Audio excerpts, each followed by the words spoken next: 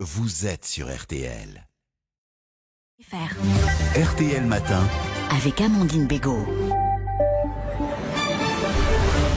Et notre invité ce matin, c'est Olivier Faure, premier secrétaire du Parti Socialiste. Bonjour. Bonjour Amandine Bégaud. Merci d'être en direct avec nous depuis Blois, où débute aujourd'hui l'université d'été du PS. À une semaine de la rentrée scolaire, Emmanuel Macron a détaillé hier sa feuille de route pour l'éducation et il l'assure, aucun enseignant ne débutera sa carrière à moins de 2 000 € net par mois.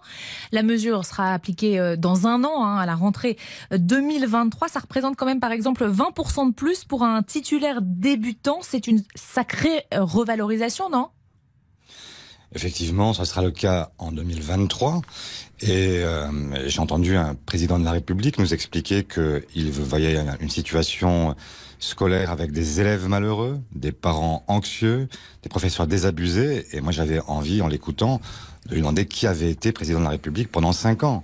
Que s'est-il passé pour que la rentrée scolaire 2022 se fasse sous le signe de la pénurie, avec 4000 postes qui sont non pourvus, des enseignants qui sont recrutés au lance-pierre et une revalorisation qui va encore attendre un an. Mais vous saluez quand même ces 2 000 €, c'est pas rien. Aujourd'hui, il y a plus de 50% des Français qui gagnent moins de 2 000 €. Le salaire médian, on le rappelle, c'est 1 800 € net. Oui, des enseignants qui sont aussi des enseignants qui sortent avec des diplômes, qui sont des gens qualifiés et qui sont payés la moitié, je dis bien la moitié, de ce que gagnent par exemple des enseignants en Allemagne et des rémunérations qui sont de toute façon inférieures en France à la moyenne des pays de l'OCDE. Donc il y a là évidemment matière à réflexion depuis longtemps et je m'étonne que la réflexion n'ait pas été plus forte auparavant et qu'on se trouve dans une situation... Mieux vaut tard que jamais, non ? Mieux vaut tard que jamais, bien sûr, mais la question qui va être posée, c'est pas simplement la revalorisation de ceux qui vont rentrer dans la carrière, mais aussi de celles et ceux qui sont rentrés il y a 1 an, il y a 2 ans, il y a 3 ans, et qui, eux, seront sur des salaires qui seront nettement inférieurs. Et donc, évidemment, il faut saluer la revalorisation pour les entrants, mais il faut aussi que toute la chaîne indiciaire soit revalorisée. Olivier Faure, l'autre grand sujet du moment, c'est la sobriété énergétique. Les questions aussi, aura-t-on assez d'énergie cet hiver ? On apprend ce matin qu'EDF réfléchit à des ristournes sur les abonnements pour tous ceux qui accepteraient de réduire leur consommation en cas de pic. Ça, c'est une bonne idée ou pas ? C'est une idée qui, là encore, est une façon de gérer l'urgence et la pénurie.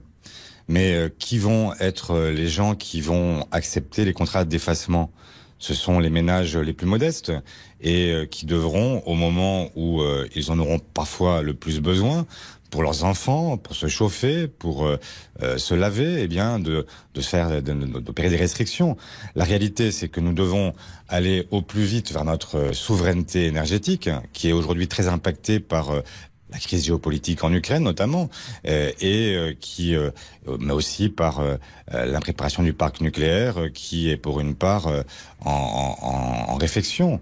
Et donc nous avons aujourd'hui une nécessité absolue, c'est d'avancer très vite, de provoquer une véritable révolution énergétique dans notre pays, et nous n'en prenons pas le chemin, pour pouvoir aller vers le développement durable et nous assurer d'une production énergétique qui corresponde à nos besoins et qui corresponde aussi à la nécessité de ne plus rejeter des gaz à effet de serre dans l'atmosphère et d'aller vers des émissions zéro carbone pour pouvoir éviter ce réchauffement planétaire, ce réchauffement climatique dont on voit les conséquences dramatiques depuis cet été. Mais les Français... réalisé depuis longtemps, mais...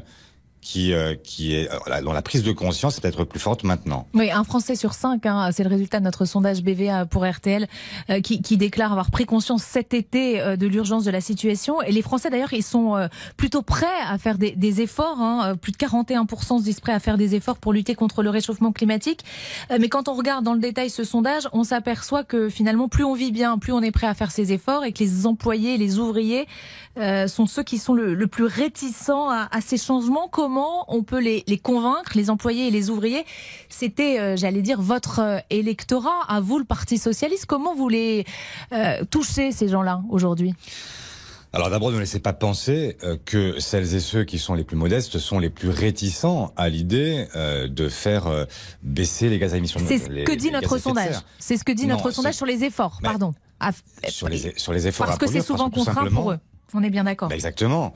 Si vous habitez dans le monde rural et que vous avez une obligation de vous déplacer en voiture pour aller travailler, ce n'est pas que vous ne voulez pas faire d'efforts pour sauver la planète, c'est parce que vous ne pouvez pas faire ces efforts parce que tout simplement, ça vous entrave dans votre vie professionnelle et donc tout simplement, ça vous obligerait à abandonner un salaire qui vous permet de vivre. Donc il y a aujourd'hui une évidence au fait que c'est plus facile pour des gens qui vivent dans les grandes métropoles, qui ont par exemple des transports publics qui sont à disposition, et puis plus compliqué pour ceux qui habitent plus loin. Moi, je suis à 45 km de Paris, avec des gens qui ont un RER pour aller à Paris, mais vous avez aussi des gens qui sont dans des difficultés beaucoup plus importantes et qui doivent utiliser leur véhicule, qui ont besoin de...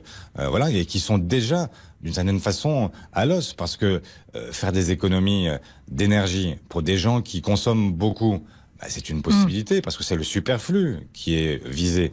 Mais pour celles et ceux qui sont déjà à regarder chaque mois quelles sont leurs dépenses, qui sont déjà sur des dépenses courantes qui sont très contraintes, les efforts supplémentaires sont évidemment d'une autre nature et c'est plus compliqué. Bon, du coup, on fait quoi concrètement, Olivier Faure ? Je vous l'ai dit, il faut aujourd'hui une véritable révolution. Oui, mais ça veut dire quoi ? Taxer les plus riches, les très grandes entreprises, ça c'est ce que nous proposait par exemple hier Fabien Roussel sur RTL. Est-ce qu'il faut interdire les jets privés ? On a entendu ce débat depuis plusieurs jours, ça venait en tout cas au départ des Verts. Qu'est-ce qu'il faut faire ? Mais plusieurs choses. La première, c'est que effectivement, vous avez raison de le dire, il faut que ce soit celles et ceux qui profitent aujourd'hui le plus du système qui soient amenés à conduire à payer cette révolution énergétique. Et donc, vous venez de parler des super profits qui ont été réalisés. Un véritable scandale. 174 milliards de bénéfices pour le CAC 40 en 2020-2021. Un record qui est un record absolu, puisque depuis 2007, jamais aucun record de cette nature n'avait été battu. Et même le record précédent était 74 milliards inférieur. Il y a quelques jours, nous apprenons que nous avons aussi un record de distribution des dividendes. Donc les actionnaires qui sont mieux rémunérés pendant qu'on demande aux salariés, eux, de se serrer la ceinture. Alors évidemment, il faut une taxe sur les super profits. Ce n'est pas simplement la gauche qui serait stigmatisée à me renvoyer une forme de radicalité qui le dit. Ce sont tous les pays européens qui viennent aujourd'hui. C'est le patron de l'ONU qui invite tous les pays du monde à taxer les entreprises qui sont celles qui profitent de la crise. Et c'est en France que le ministre de l'économie et des finances nous dit non, on ne touche à rien. Et ce que je vous propose ce matin et ce que je proposerai à l'ensemble des partis de la nouvelle Union populaire écologique et sociale, l'ensemble de la gauche et les écologistes, c'est de proposer à la rentrée un référendum d'initiative partagée qui permette d'aller solliciter les Françaises et les Français pour obliger le gouvernement à avoir un débat, avoir éventuellement un référendum sur cette question pour que nous puissions dire tout simplement aux Françaises et aux Français, est-ce que vous êtes pour ou contre une taxe sur les super profits qui permettrait notamment de venir en aide à celles et ceux qui en ont le plus besoin pendant cette crise énergétique que nous connaissons, et puis engager les grands travaux qui sont nécessaires pour pouvoir aller vers une société avec de l'énergie durable et qui permettent de sortir de cette question de la souveraineté énergétique qui est posée et qui invite le président de la République, depuis que nous n'avons plus accès au gaz russe, eh bien, à aller chercher cette semaine le gaz algérien, mais le gaz, chacun le sait, c'est aussi des émissions qui aujourd'hui produisent le réchauffement climatique. Et donc nous devons arriver à cette société qui est une société zéro carbone, mais ça suppose d'y mettre les moyens. Nous avons mis 200 milliards sur la crise sanitaire parce qu'il y avait une menace immédiate mais il n'y avait pas le choix pour l'économie. Parce qu'il n'y avait pas de choix. Mais est-ce que nous avons véritablement le choix aujourd'hui ? Moi, je demande quelle est en fait cette pensée criminelle qui permet de se dire que nous ne pouvons pas investir de la même façon pour le climat, alors que nous savons que les dégâts qui seront causés sont irréversibles et qu'ils toucheront toutes les générations à venir. Un quoi qu'il en coûte climatique, en fait, si je veux résumer. Juste oui, non, c'est ça? Oui, effectivement, il y a aujourd'hui nécessité d'aller très vite, très loin, et de faire en sorte que ce soit d'abord ceux qui le peuvent qui payent cette révolution énergétique.